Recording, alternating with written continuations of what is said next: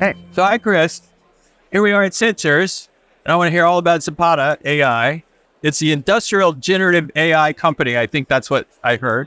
What is that? What's industrial generative AI?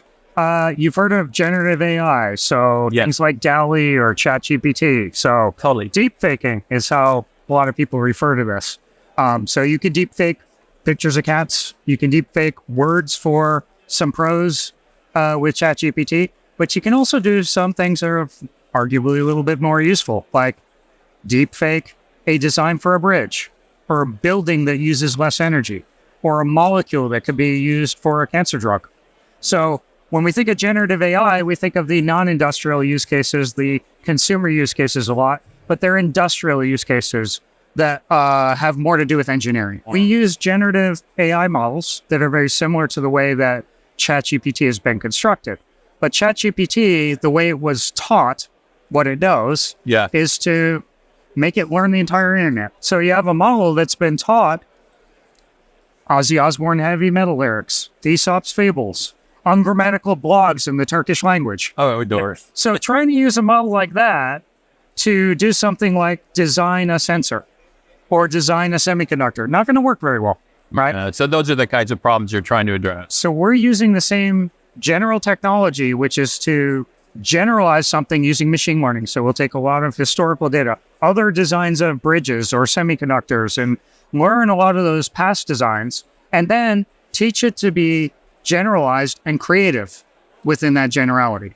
Well, can you name some of the industries? You already did a few, but We just announced today that we did some work with a large insurance company to reduce the size of their models.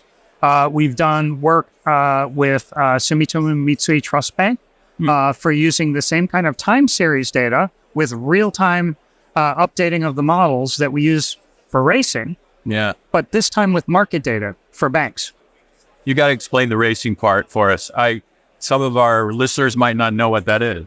So we work with Andretti Global, the racing team that many of you will have heard of, Mario Andretti, Michael Andretti.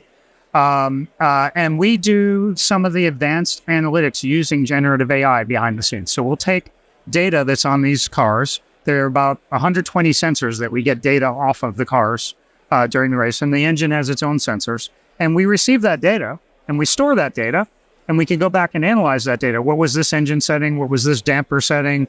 How did those things behave on the track?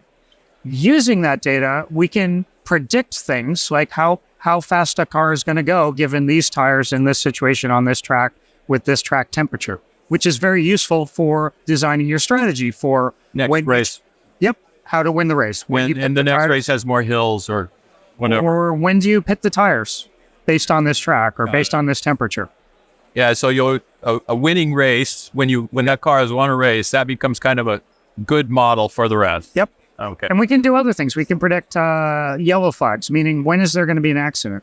And we've been able to predict up to a lap before it happens when an accident is going to be going to. I love that. That's great. What are some of the enterprise use cases?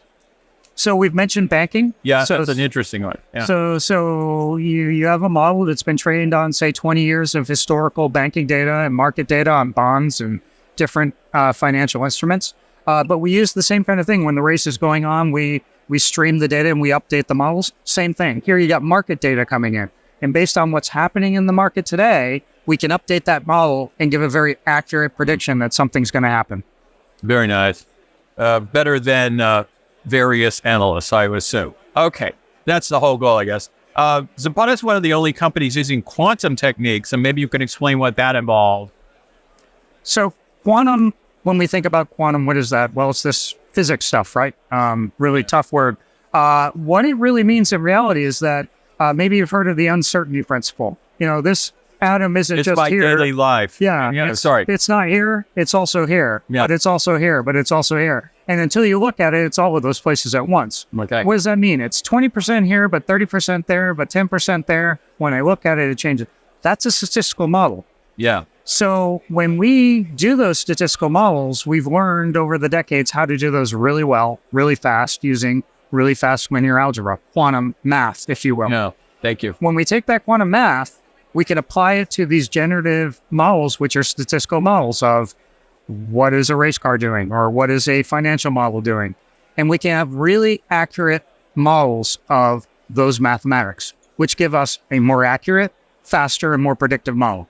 But what are the most promising next areas, like climate, or because there's so many areas that people want to predict.